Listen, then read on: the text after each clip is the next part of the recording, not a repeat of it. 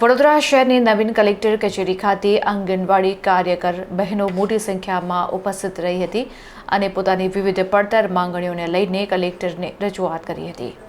આંગણવાડી કેન્દ્રોની વિવિધ સમસ્યાઓ અંગે રજૂઆત કરી યોગ્ય નિરાકરણ બાબતે રજૂઆત કરવામાં આવી હતી। વડોદરા મ્યુનિસિપલ કોર્પોરેશન હેઠળ કાર્યરત આંગણવાડી કાર્યકરો તેડાગરોએ કેટલીક મહત્વપૂર્ણ સમસ્યાને લઈને રજૂઆત કરી હતી। આ સમસ્યાઓને કારણે દૈનિક કામગીરીમાં મુશ્કેલી ઊભી થઈ રહી છે, તો સુચારુ સંચાલનમાં પણ અડચણ ઊભી થાય છે। તો ટ્રેનિંગમાં હાજરી આપવા માટે આવવા જવા મુસાફરી ભથ્થાના આજ દિન સુધી ચૂકવવામાં આવ્યું નથી, જેને લઈને કાર્યકરો પર આર્થિક બોજો પડી રહ્યો છે। કેટલીક માંગોમાં બાળકો માટે આપવામાં આવતા સવારના નાસ્તા, દૂધની ગુણવત્તા સંતોષકારક નથી તથા વાતને સ્વીકારવામાં આવતી નથી અને નાસ્તાની ગુણવત્તામાં સુધારો કરવામાં આવે, અઠવાડિયામાં મેનુમાં જરૂરી ફેરફાર કરવામાં આવે, એ રીતની રજૂઆત કરવામાં આવી હતી। તો આંગણવાડી કેન્દ્રની સાફ સફાઈ અને જાળવણીનો ખર્ચ પણ આંગણવાડી કાર્યકરોને પોતાનામાંથી જ કરવો પડે છે। આથી સાફ સફાઈ માટે અલગથી નાણાંની જોગવાઈ કરવામાં આવે તેવી માંગ છે। આમ નાણાં તાત્કાલિક ચૂકવવા, જરૂરી રજીસ્ટર સામગ્રી સમયસર, નાસ્તા દૂધની ગુણવત્તા, મેનુમાં સુધારો કરવા, સાફ સફાઈ તથા અન્ય જરૂરી ખર્ચ માટે અલગથી જોગવાઈ કરવી અને આ બાબતની રજૂઆત કરવામાં આવી છે।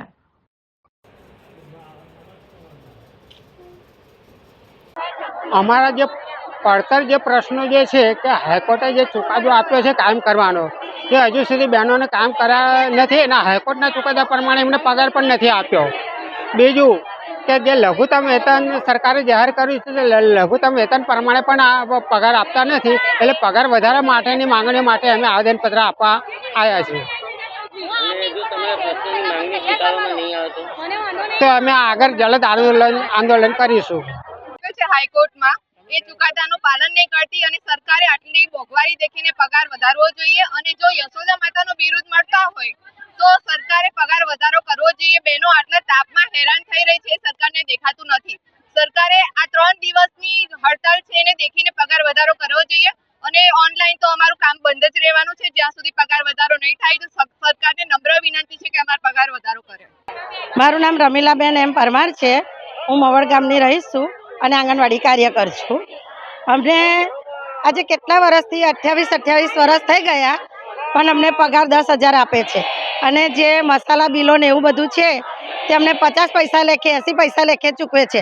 અત્યારે મોંઘવારી એટલી બધી છે કે એટલાથી પૂરું થઈ રહેતું નથી, એટલે અમે અમારા બધી બહેનોને તકલીફ પડે છે। મંગળ દિવસ ઉજવો, તમે બીજા બધા પ્રોગ્રામો કરો, એમાં મંગળ દિવસના પણ પૈસા કેટલા ટાઈમથી મળ્યા નથી। હવે ગોદ ભરાઈ કરાવડાવે એમાં બધું અપાવડાવે છે, અમને શ્રીફળ અપાવડાવે, સિંગદાણા અપાવડાવે છે, પછી આપણે રૂમાલ ને એવું અપાવડાવે છે, બધું આપે છે, પણ એમાંથી કેટલા ટાઈમથી અમને પૈસા મળ્યા નથી। તોય બહેનો બધી ઉજવણીઓ કરે છે, જે તહેવારો આવે છે એની પણ ઉજવણી કરે છે, એમાં અમને કશું મળ્યું નહીં। હવે 10,000માં કેવી રીતે પૂરું થાય? એટલે બહેનો હક માગવા માટે બધા ભેગા થયેલા છે। 5 તારીખથી ઓનલાઈન કામગીરી બંધ કરી હતી, તોય આ લોકોનું પાણી હલ્યું નથી, એટલે હવે આ લોકોએ તાળા માર્યા 16 તારીખથી। આજે 3 દિવસની હડતાલ ઉપર બહેનો ઉતરેલી છે, કામથી અડગા રહેલા છે, પણ હજુ પણ કોઈ નિર્ણય આવ્યો નથી। હવે પછી આટલું કરવાથી પણ નિર્ણય નહીં આવે તો તાળા ખુલે નહીં અને રોડ ઉપર જઈને ચક્કાજામ થશે। આજે કલેક્ટર કચેરી ઉપર છે અમે, ક્યાં સુધી અમારો નિર્ણય, અમારી 12 માંગણીઓ છે એ નહીં મળે ત્યાં સુધી અમે બેસવાના જ છે અને બનશે તો અમે ભૂખ હડતાલ પણ કરી શકીશું એમ।